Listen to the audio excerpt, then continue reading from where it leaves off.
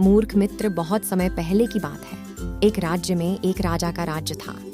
एक दिन उसके दरबार में एक मदारी एक बंदर लेकर आया। उसने राजा और सभी दरबारियों को बंदर का करतब दिखाकर प्रसन्न कर दिया।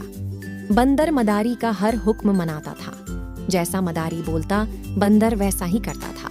वह आज्ञाकारी बंदर राजा को भा गया। उसने अच्छी कीमत देकर मदारी से वह बंदर खरीद लिया। कुछ दिन राजा के साथ रहने के बाद बंदर उससे अच्छी तरह हिल मिल गया। वह राजा की हर बात मानता।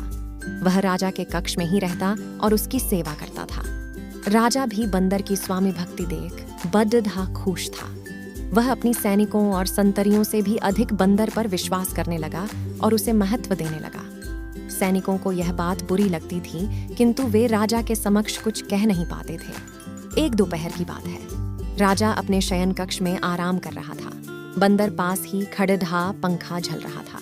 कुछ देर में राजा गहरी नींद में सो गया। बंदर वहीं खड्डे खड्डे पंखा झलता रहा।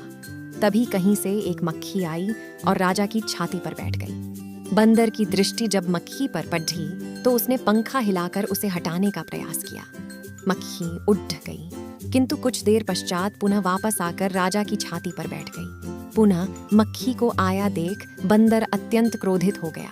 उसने आव देखा न ताव और पास ही पड़ रही राजा की तलवार उठाकर पूरी शक्ति से मक्खी पर प्रहार कर दिया। मक्खी तो उड्डश गई, किंतु तलवार के जोरदार प्रहार से राजा की छाती दो टुकड़े हो गई और राजा के प्राण पखेरु उड़ गए। सीख: मूर्ख मित्र से अधिक बुद्धिमान शत्रु को तरजीह दी जानी चाहिए।